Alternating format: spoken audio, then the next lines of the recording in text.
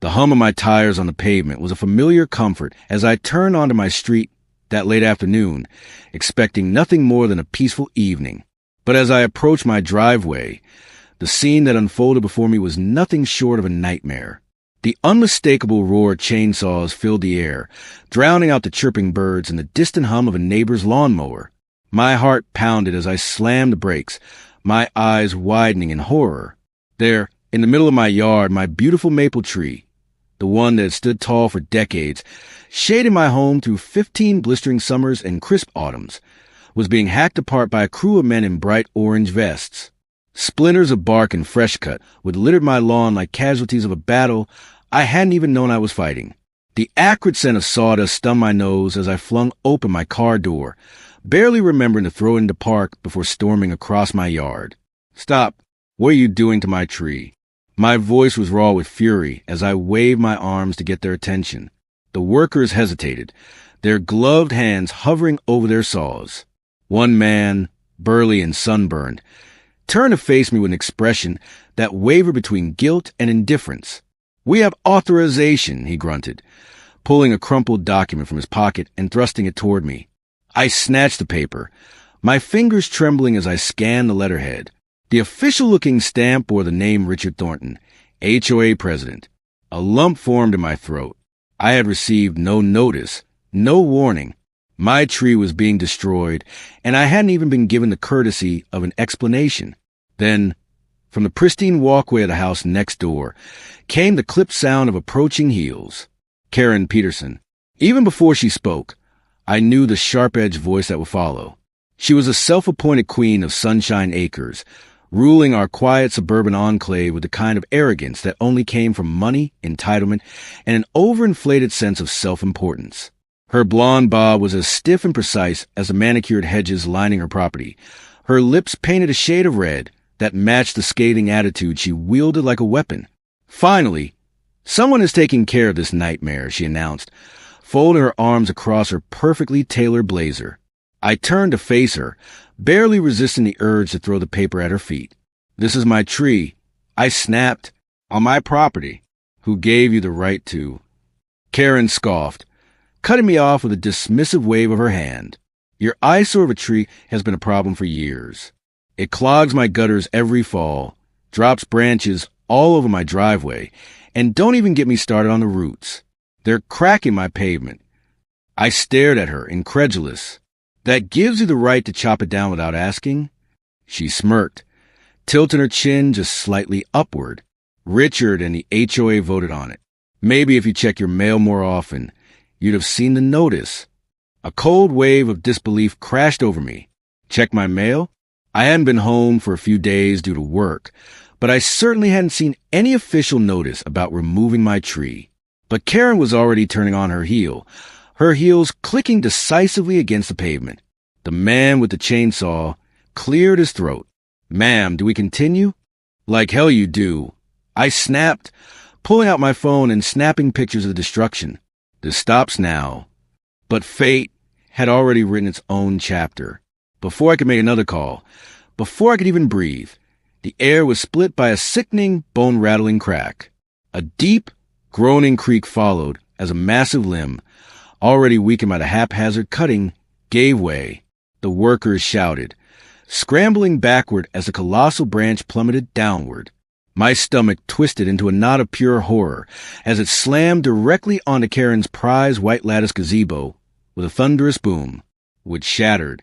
Flowers, her precious award-winning roses, were crushed under the weight of destruction. The once picturesque structure caved in on itself, a ruin of splintered beams and torn vines. For a long moment, there was silence. Then, "My gazebo!" Karen's shriek cut through the air like a banshee's wail. Her manicured finger jabbed in my direction, her face turning an alarming shade of red. "Do you see what your tree did?"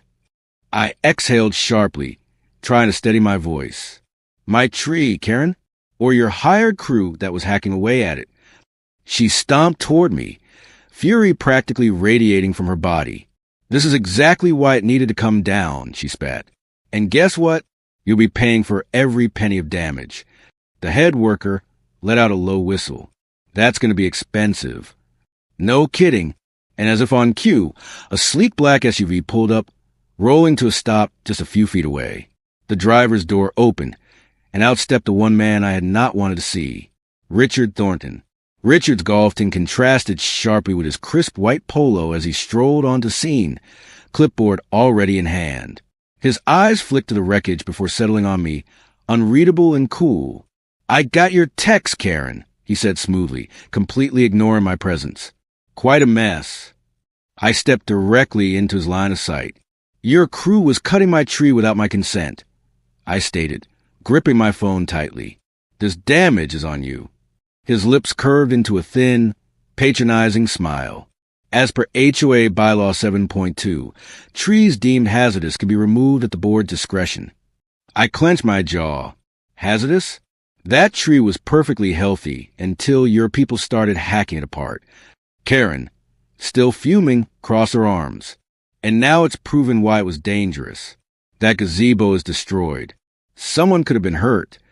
Richard nodded, as if the matter was already settled. "The board will be sending you a repair bill." My grip tightened on my phone. "You cut the tree. You're responsible for the damage." "That's not how the report will read." Karen's smirk returned as she snapped more photos. "This is negligence. Your tree, your problem." I could feel the walls closing in. I had heard stories, whispers from neighbors who had been bullied, fined, and even forced out over absurd HOA disputes. But I wasn't going down without a fight. "I'll be getting a lawyer," I said, my voice steady despite the storm brewing inside me. Richard shrugged, turned to walk away. "Do what you need to do," he called over his shoulder. "But that gazebo repair bill? It'll be in your mailbox soon." That night, as I sat at my kitchen table surrounded by scattered documents and Google search results on HOA corruption, my phone buzzed. A text from Tom, my elderly neighbor. "Saw Richard snooping around your yard late last night. Check your property line. I think there's something they want." A chill ran down my spine. This wasn't just about a tree. It was something much, much bigger. Sleep was a luxury I couldn't afford that night. Tom's message had lodged itself deep into my brain, an ominous warning that refused to let me rest. What did he mean, there's something they want? At the crack of dawn, I found myself knee-deep in old paperwork, rifling through the thick stack of documents from when I purchased the house. Deed records, closing contracts, mortgage agreements. My fingers sifted through them until they landed on a yellowed sheet tucked inside a plastic sleeve. The property survey. Spreading the survey map across my kitchen table, I traced the lines with my fingertip, my pulse quickening as I found what I was looking for. There, clear as day, was the marked location of my maple tree, a full 2 feet inside my property line. Not HOA land. My land. I leaned back in my chair, heart pounding. They had no jurisdiction, no right to touch that tree. They knew it, and they did it anyway. Why? Something deeper was at play here. I needed to find out what. The answer came faster than I expected, and it chilled me to my core. Armed with the survey, I drove straight to City Hall that afternoon, determined to confirm my property records. After waiting an hour in a room that smelled like stale coffee and bureaucracy, I finally got my hands on the updated zoning maps. That's when I saw it. A highlighted section labeled Westlake Development Expansion Plan. And there, boxed in red, was my lot. I sat there, staring at the page, bile rising in my throat. The HOA wasn't just being difficult. They were trying to take my land. A quick search through public records revealed something even more damning. Richard Thornton Construction Company was the main contractor for the Westlake development. Everything clicked into place. They needed my property for their expansion. They removed my tree, possibly to start legal action or justify environmental claims. They sued me to financially cripple me. They planned to force me out. My hands trembled as I took photos of the documents with my phone. This wasn't just about an HOA dispute anymore. This was fraud. This was theft. And I was standing right in their way. That night, paranoia kept me awake. Every creak of my house, every gust of wind outside had me on edge. I had uncovered too much, and I knew the HOA wasn't going to let this slide. At exactly 2:47 a.m., my phone buzzed. Motion detected. Backyard camera. My breath caught in my throat as I grabbed my phone and opened the security app. The screen flickered to life, and there they were, Richard Thornton, 2 HOA board members, and a man in coveralls holding soil testing equipment. I watched in stunned silence as they crouched in my backyard, digging into the soil where my tree once stood. Richard pulled out a small device, took a sample, and then gave the others a nod. One of the board members actually high-fived the coverall guy. I had no idea what they were testing for, but one thing was clear. They were setting me up. The next morning, I woke to a sight that made my blood run cold. Bright orange hazard signs had been staked around my yard, screaming warnings in bold, capital letters. Environmental hazard, contaminated soil. Do not enter. Neighbors walked by, eyeing my house with suspicion. A woman across the street pulled her child closer as they passed. A few houses down, Karen Peterson stood on her porch, watching me with a triumphant smirk. Panic and rage twisted inside me. They weren't just trying to take my land. They were trying to turn the neighborhood against me. I stormed outside, ripping one of the signs from the ground. There was no official seal, no city department stamp, just an HOA letterhead. Fake. All of it. And then, because the universe wasn't done kicking me yet, a news van pulled up, a sharp-dressed reporter in heels stepped out, followed by a cameraman adjusting his lens. Karen Peterson practically sprinted to greet them, shaking the reporter's hand with a look of exaggerated concern. "We're deeply worried about our community's safety," she announced, loud enough for the gathering neighbors to hear. "This contamination could put our children at risk." I gritted my teeth. Children? What the hell was she even talking about? Before I could get a word in, the reporter turned to me. "Sir, would you like to comment on the alleged soil contamination on your property?" I clenched my fists, swallowing the urge to explode. That was exactly what they wanted, an emotional reaction. Instead, I took a deep breath and met the reporter's gaze. "There's no contamination. This is a smear campaign by a corrupt HOA trying to steal my home." The reporter blinked, clearly expecting a different response. But I wasn't done. I have documents proving my property is clear. I have footage of HOA members trespassing on my land last night, digging up samples without authorization. A murmur spread through the crowd. Some neighbors frowned, glancing at Karen. She recovered quickly, feigning a horrified gasp. "He's delusional. First his tree destroys my gazebo. Now he's accusing us of trespassing." "Not accusing," I shot back, proving. The cameraman looked interested now, subtly angling the lens toward me. That was my chance. This HOA has been illegally inflating fees, cutting private property without permission, and now faking an environmental disaster to drive me out. Karen's face turned pale. "This interview is over," she snapped, grabbing the reporter's arm. Too late.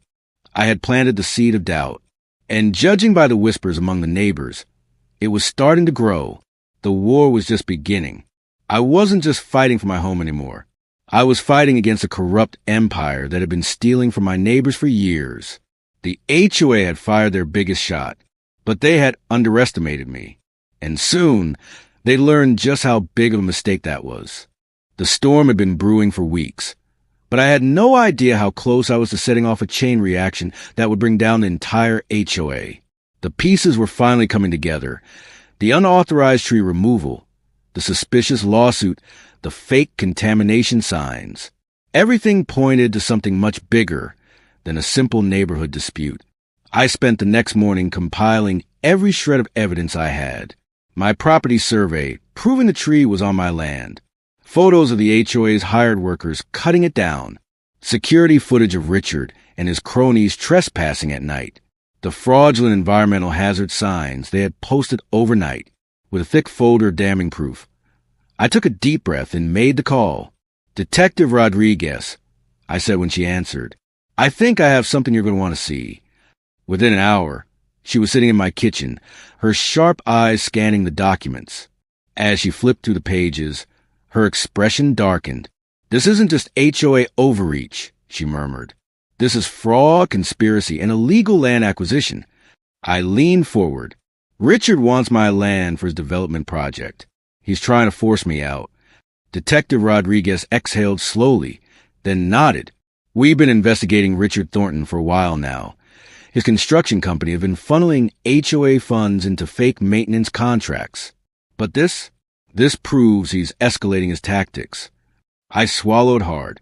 So what happens next? She closed the folder and gave me a knowing look. The FBI is getting involved. The HOA wasn't slowing down, either. The very next morning, an urgent notice appeared in my mailbox. Emergency HOA vote, Thursday, 7 p.m. Topic: legal proceedings to remove homeowner for community safety. They were making their final move. Richard and Karen were done with intimidation. Now, they were using HOA law to force me out legally. If they got enough homeowners to vote in favor, they could start eviction proceedings under guise of protecting property values. That evening, I met with my attorney, Diana Ross, an absolute powerhouse of a woman who specialized in HOA disputes. I slid the HOA's notice across her desk. They're voting to kick me out, I said, my voice tight. Diana read the document, then smirked. Let them vote. I blinked. What? She leaned forward, lacing her fingers. The best way to take down a corrupt system is to let them think they're winning. Then we hit them where it hurts. I nodded slowly. So we let them think they're in control, then we expose them. Diana grinned. Now you're catching on. The night of the HOA meeting, I walked into the packed community center, keeping my expression neutral despite the rage boiling inside me. Neighbors filled every chair, some shifting uncomfortably, others whispering amongst themselves.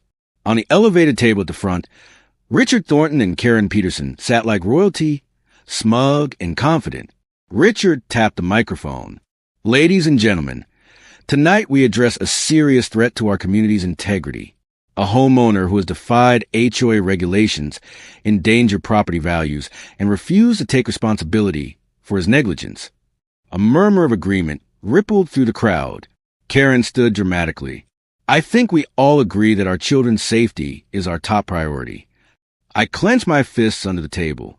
These people had fabricated a crisis, trespass on my land, and now had the audacity to act like I was a villain. Then Richard pulled up a slide on the projector, showing a blown-up image of my house, surrounded by the fake contamination signs they had planted. The soil test confirmed high levels of hazardous material, he declared. That was it. I raised my hand. Who performed the test? I asked, keeping my tone calm. Richard faltered for a split second. My construction specialists. Diana, seated beside me, arched an eyebrow. Ah, so no third-party environmental firm? Just your own company, which coincidentally profits from my client's removal. The room fell into a hushed silence. Then the back door opened. A woman slipped in, wearing plain clothes. She took a seat in the back, blending in with the crowd. I didn't acknowledge her, but I knew exactly who she was. Detective Rodriguez. I exhaled slowly. The trap was set. Richard was mid-sentence, basking in the support of the room, when the front doors of the community center burst open. 3 FBI agents entered, wearing dark blue jackets with bright yellow lettering. Behind them, 4 officers carried boxes of evidence. Gasps and murmurs spread like wildfire. Richard froze, the color draining from his face. The lead agent, a woman with sharp eyes and a no-nonsense demeanor, stepped forward. Richard Thornton, you are under investigation for financial fraud, racketeering, and conspiracy. Karen Peterson shot to her feet. This is outrageous. Richard is a respected businessman. Detective Rodriguez stood from the back of the room, her badge gleaming under the fluorescent lights. We have evidence that Richard Thornton has been embezzling HOA fees through fake maintenance contracts. Over $1 million has been siphoned off from homeowners like you. The room erupted in shocked voices. Mrs. Garcia, one of the older residents, stood up. That's why our HOA fees kept going up? Because Richard was stealing from us. Agent Patel, the lead investigator, nodded. Yes, and your HOA board members, Karen Peterson, James Jenkins, and Sarah Williams, are all under investigation for aiding in fraudulent activities. Karen clutched her pearls, looking ready to faint. I didn't know. I barely look at the financial reports. Agent Patel cut her off. Then you'll be happy to explain your personal deposits from Richard's company. Karen's face turned ghost white. Richard was handcuffed in front of the entire community. As the FBI agent seized HOA records, phones, and computers, neighbors bombarded him with questions. You said we needed to raise fees for maintenance. You threatened to evict me over my porch railing, but you were breaking the law. You used our money to pay yourself. I exhaled deeply. A weight I didn't even realize I'd been carrying finally lifting. As the chaos unfolded, Tom clapped me on the back. Well, kid, he chuckled, you just took down the HOA mafia. I shook my head, still reeling. I just wanted to save my tree. Tom grinned. And instead you saved the whole damn neighborhood. I stepped outside, breathing in the crisp night air. The once perfect, controlled neighborhood was now in shambles. But for the first time in months, it finally felt like home.